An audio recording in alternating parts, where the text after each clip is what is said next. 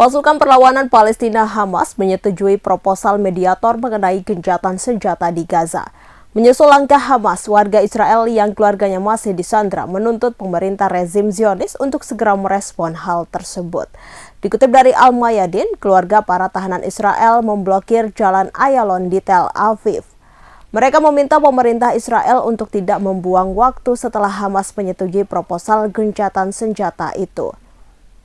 Menurut laporan media Israel, demonstrasi yang dilakukan oleh keluarga tahanan menutup jalan Begin di Tel Aviv di kedua arah.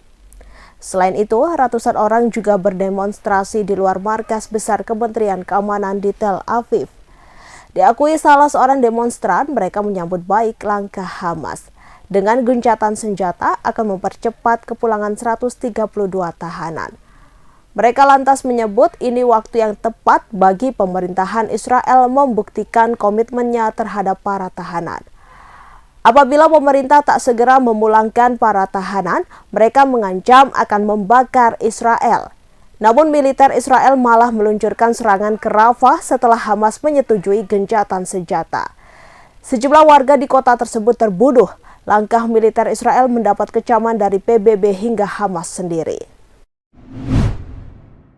Hizbullah meluncurkan setidaknya 6 drone berpeledak ke Israel pada Selasa 7 Mei 2024. Dari total tersebut, hanya satu yang berhasil dicegat oleh sistem pertahanan udara Iron Dome Israel. Sementara 5 lainnya dilaporkan meledak di Galilea Atas dan menimbulkan kerusakan. Dilansir dari Arab News, hal itu telah dikonfirmasi oleh pasukan Hizbullah dari Libanon. Hizbullah mengklaim pada Selasa kemarin pasukannya meluncurkan sejumlah serangan ke posisi Zionis.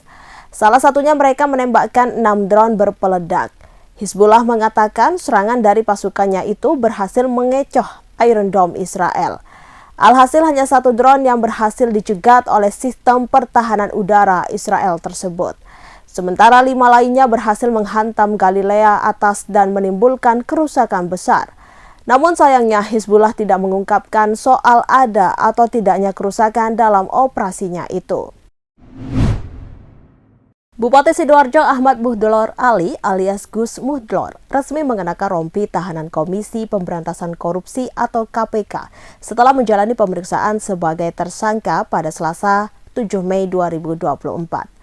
Pantauan Tribunnews.com di Gedung Merah Putih KPK, Gus Muhdlor turun dari ruang pemeriksaan di lantai 2 pukul 16.26 waktu Indonesia Barat. Gus Muhdlor diperiksa sejak pukul 9.22 waktu Indonesia Barat.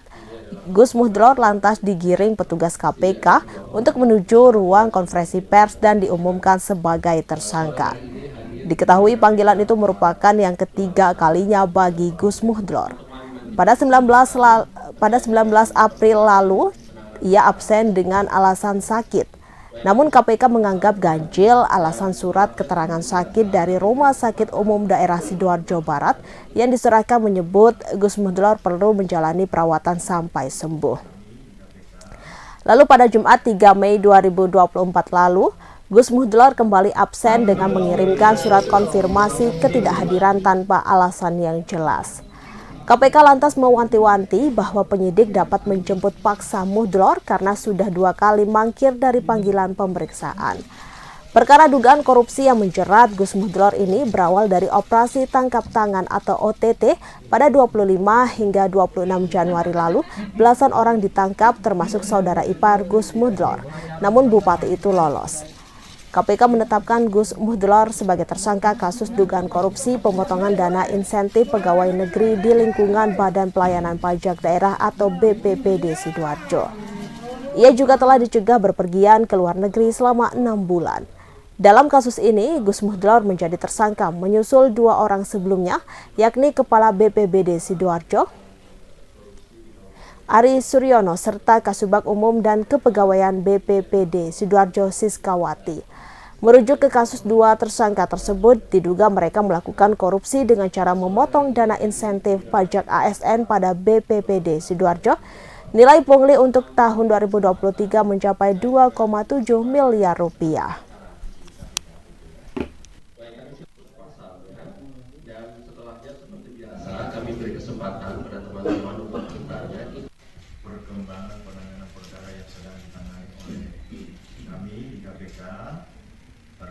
dengan masalah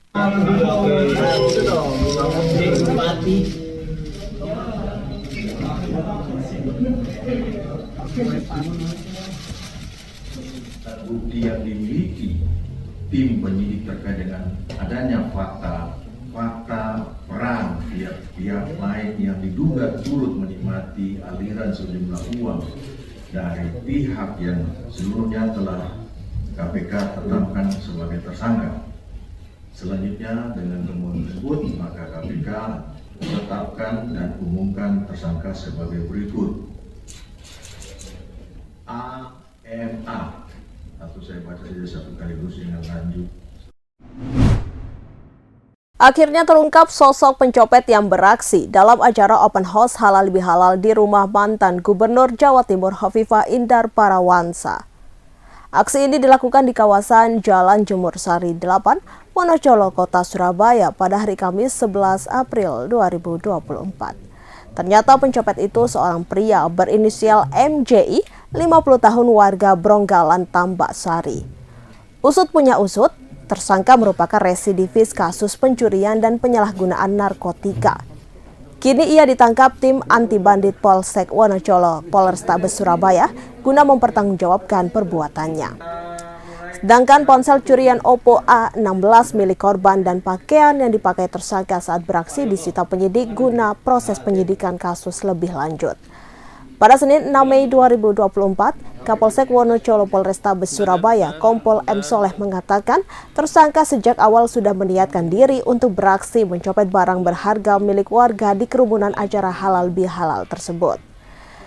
Tersangka menjalankan aksinya saat berada di tengah kerumunan antrian pengunjung atau masyarakat yang hendak bersalaman dalam rangka halal bihalal bersama mantan Gubernur Jawa Timur.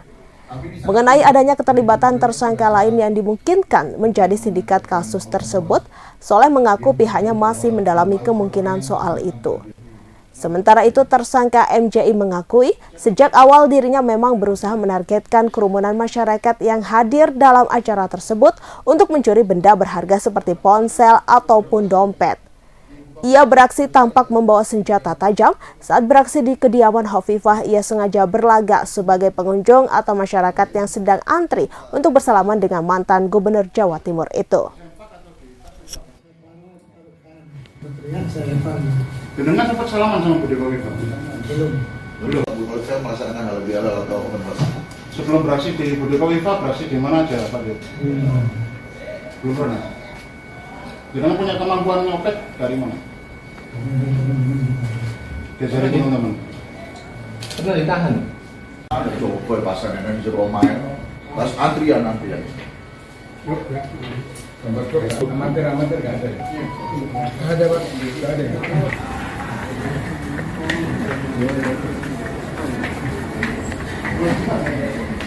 Kasus pencurian dan menggunakan momen, artinya menggunakan momen halal bihalal itu di hari Idul Fitri, karena banyaknya orang yang melaksanakan halal bihalal di open house, dia mengambil dari seseorang yang melaksanakan open house yang bertatap muka dengan Bu Hovifah. Artinya dia datang ke lokasi berpura-pura? Jadi ke lokasi berpura-pura sebagai masyarakat yang akan bersilaturahmi ke Ibu Hovifah, namun niatnya adalah untuk mengambil barang bawaan atau apapun yang dibawa oleh sesama para orang-orang yang bersilaturahmi. Ini juga ikut bersalaman dengan Bu Hovifah, Pak? Ya, jadi seakan-akan seperti tamu, seakan-akan seperti masyarakat yang sedang melaksanakan halal bihalal. Jadi sudah residivis ya, jadi nggak usah ditanya pelaku mungkin permintaannya, jadi ini residivis, jadi mungkin berkali-kali dalam hal yang sama. Cuman pada saat terungkap, pada saat kejadian TKP-nya harus dilitinya ada di kediaman Bu Hovifah. Petani di Desa Pondok, Kecamatan Babadan, Kabupaten Ponorogo menggelar panen raya Selasa 7 Mei 2024. Panen raya dihadiri oleh Bupati Ponorogo Sugiri Sancoko dan Komandan Korem 081 Dirot Sahajaya Madiun Kolonel Infanteri Sugiono. Kepala Dinas Pertanian, Ketahanan Pangan, dan Perikanan Supriyanto melaporkan bahwa lahan sawah di Desa Pondok yang luasnya 60 hektar dulunya adalah lahan kering yang ditanami tebu. Kini berubah menjadi lahan sawah yang bisa 3-4 kali panen padi dalam setahun. padahal dulunya menggantungkan hidupnya pada tanaman tebu. Lahan di Desa Pondok itu berhasil beralih fungsi karena berbagai hal. Sugiri Sancoko menjelaskan bahwa untuk bulan April, total ada 11.000 hektar lahan yang siap panen, atau sekitar 77.000 ton gabah kering panen. Sedangkan Mei ada 2.000 hektar lahan yang siap panen. 12.000 hektar lahan itu terbagi di Kecamatan Babadan, Kecamatan Sukorejo, Kecamatan Kauman, Kecamatan Badegan, Kecamatan Sampung, Kecamatan Jampon, Kecamatan Jenangan, dan Ponorogo Kota.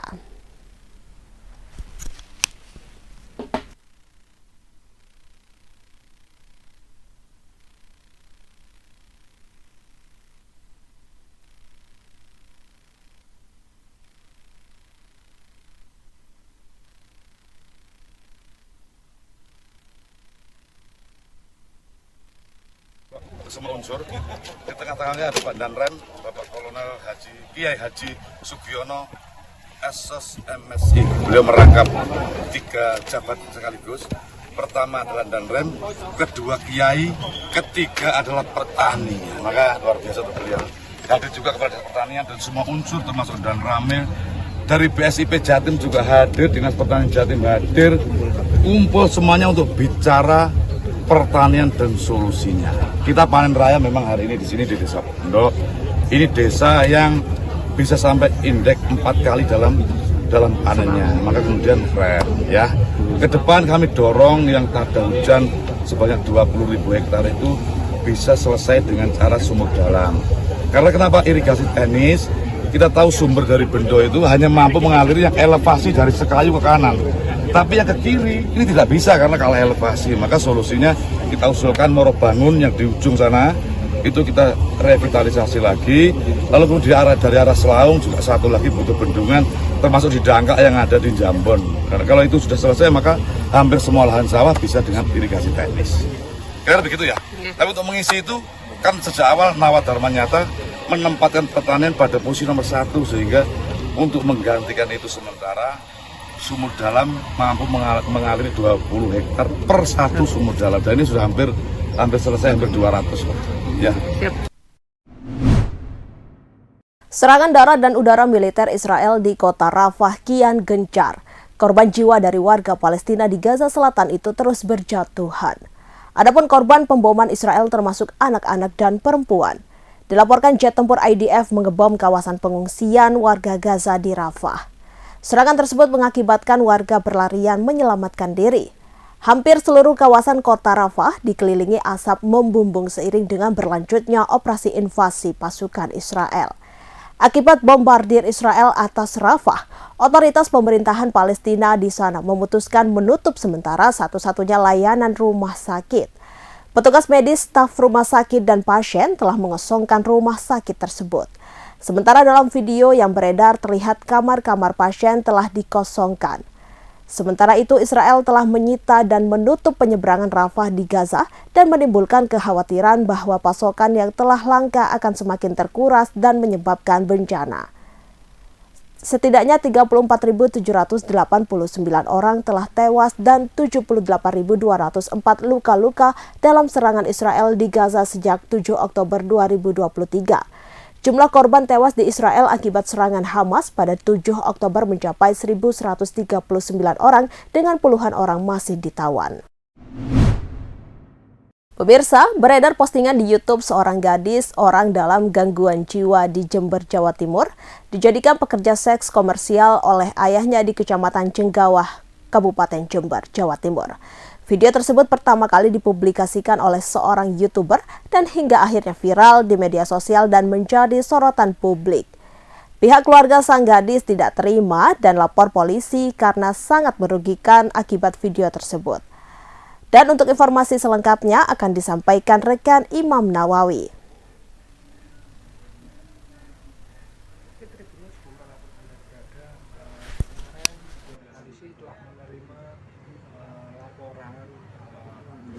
yang dilayangkan oleh keluarga dari